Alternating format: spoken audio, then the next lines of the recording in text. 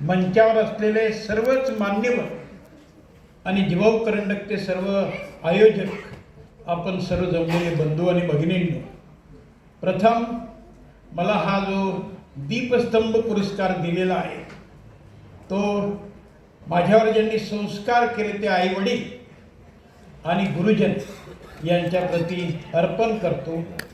मला हा जो दीपस्तंभ पुरस्कार प्रदान करण्यात आला त्याबद्दल संयोजकांचं, आयोजकांचं आभार मानतो.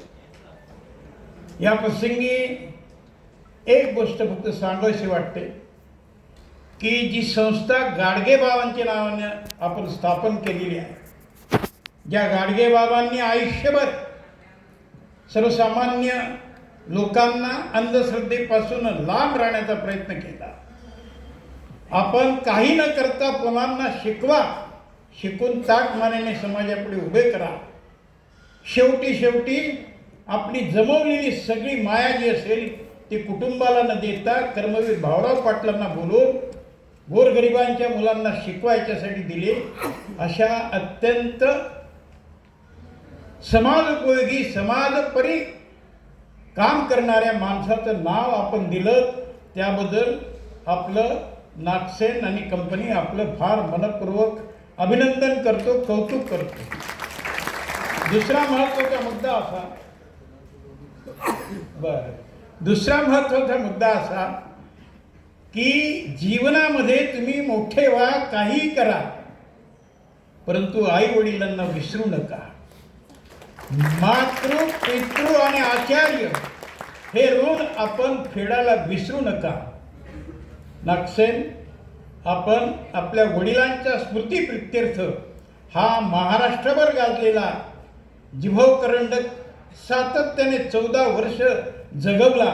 याच्याबद्दल मला एक शिक्षक म्हणून आपला मनपूर्वक अभिमान वाटतो आणि गौरव वाटतो.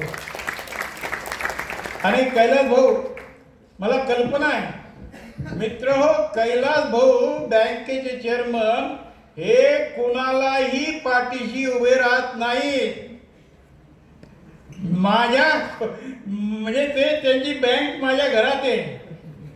कैलास भाऊ असा माणूस आहे की ज्या ठिकाणी खरोखर सामाजिक बांधिलकी म्हणून काम होत असेल, समाजाला उपयोगी पडणारं काम होत असेल, समाजाला प्रबोधन होणारं काम असेल, समाजात काहीतरी निर्मिती होणार असेल, प्रामाणिकपणे काम करणाऱ्या माणसाला, पारदर्शक काम करणाऱ्या माणसाच्याच पाठीशी उभे राहतात. मी आपलं पहिल्याने मनपूर्वक अभिनंदन, कौतुक करतो की अशा कलाकारांच्या पाठीमागे आपण उभं राहतात. पहिल्याने तुमचं मनपूर्वक अभिनंदन करतो. त्याला कारण असतं, कितीही कला तुमच्यामध्ये असली, कितीही इच्छा असली, कितीही आकांक्षा असली, तरी तुम्हाला सांगतो की अर्थ विना सर्व व्यर्थ असतो. बरोबर आहे अक्षय? ते जर उभं राहिलं तरच तुम्ही काहीतरी करू शकतात. त्यामुळे तुमचंही भाऊ कौतुक करतो. अशाच प्रकारे जी माणसं धडपडणारी असतात त्यांच्या पाठीमागे आपण उभं राहा, एवढंच आव्हान करतो. सर्वात महत्त्वाचा मुद्दा असा की मी नागसेनला घडवताना किंवा घडताना बघितलेला आहे. मी प्राचार्य असताना हा विद्यार्थी म्हणून माझ्यासमोर आला. म्हणजे माणसाच्या किती कला असल्या, त्याला जर एक्सपोजर मिळाला नाही, त्याला जर व्यासपीठ जर मिळालं नाही तर त्या कला विझतात. मला तर या ठिकाणी फक्त वेळ जास्ती घेणार नाही आपल्याला, परंतु एक युरोपियन लेखकाचं पुस्तक वाचलेलं आहे मी, टॉम हिंड नावाच्या, की त्याने त्या पुस्तकामध्ये असे म्हटलेलं आहे भाऊ की या जगामध्ये सर्वात श्रीमंत जमीन कोणती? काहींनी सांगितलं सोन्याच्या खाणी, काहींनी सांगितलं हिऱ्याच्या खाणी, काहींनी सांगितलं चांदीच्या खाणी, काहींनी सांगितलं गल्फ कंट्री मधलं ते पेट्रो डॉलर देणार. त्याने सांगितलं की साफ चुकीचं आहे. सर्वात श्रीमंत जमीन असेल तर ती स्मशानभूमी आहे की नाही? का स्मशानभूमी?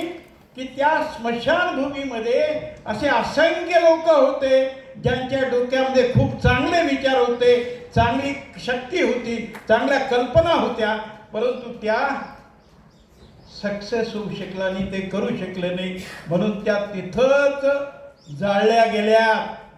आणि म्हणून मी ह्या मुद्दाम सांगतो की अशा प्रकारे हे जळू न देता, मरू न देता जगवण्याचं काम समाजाने करायला पाहिजे. त्याला कारण असे की साधी गोष्ट नाही. महाराष्ट्र लेवलचं नाट्य स्पर्धा आयोजित करणं, मला तर आश्चर्य वाटतं की 14वं वर्ष आहे. 14 वर्ष सुद्धा फार महत्वाची आहे. इतके दिवस या नंदुरबार सारख्या आदिवासी क्षेत्रामध्ये नाट्यकला जगवणं, वाढवणं, लोकांमध्ये ती पोचवणं, कारण नाट्यकला इतकी महत्वाची आहे. ही आपली जुनी संस्कृती आहे की त्याच्या माध्यमातून आपण समाजाचं प्रबोधन करू शकतो. मला योगायोगाने शेवटचं नाट्य बघायला मिळालं. किती त्याच्यामधली महत्वाची थीम होती की आजच्या जगामध्ये राजकीय स्थिती काय आहे, इलेक्शनची स्थिती काय आहे, कशा प्रकारे निवडणूक होते, कशा प्रकारे निवडले जातं, हे समाजापर्यंत पोहोचवण्याचं हे केवढं नाट्यकलेचं मोठं व्यासपीठ आहे. म्हणून एक शेवटी एकच सांगतो की त्यांनी माझा जो हा सन्मान दीपस्तंभ म्हणून दिला त्याच्याबद्दल मी जास्ती बोलणार नाही, पण तो एक प्रामाणिकपणे सांगतो की शिक्षकी पेशा करत असताना, विद्यार्थी घडवत असताना प्रामाणिकपणे विद्यार्थी घडवण्याचा प्रयत्न केला, परंतु त्याबरोबर त्या विद्यार्थ्यांना माझ्याबरोबर सामाजिक बांधिलकी जपण्याचं काम केलं.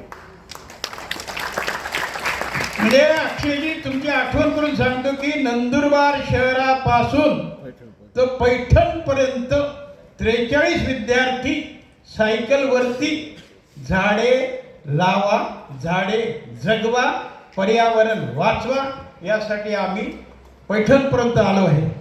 ज्ञानदेवांची, ज्ञानेश्वरांचा आंबेगाव आजोळ आहे. त्या आंबेगावला 1 लाख झाडं लावलेली आहेत त्यावेळेला. 1982 ची गोष्ट. या सातपुडा जो बोडका केलेला आहे या पोरांच्या मध्ये सायकल रॅली करून संपूर्ण सातपुडा नंदुरबार पासून धडगाव उतरून इकडे अक्कलकुव्याला उतरले. म्हणजे जेणेकरून लोकांमध्ये जागृती कशी होईल, हा पर्यावरण कसं रक्षण होईल असा प्रयत्न केला. अशा प्रकारे मातृपितृ आचार्य लोकांनी, मुलांनी, आई वडील आणि गुरु यांच्या प्रती चांगली निष्ठा राहावी, त्यांच्या प्रती काहीतरी काम करावं या दृष्टिकोनातून त्या संस्थेमार्फत सुद्धा मी विविध काम करतो. मी ते काम सांगत बसत नाही, परंतु या माझ्या विद्यार्थ्यांनी किंवा या समितीने माझं दीपस्तंभ देऊन गौरव केला.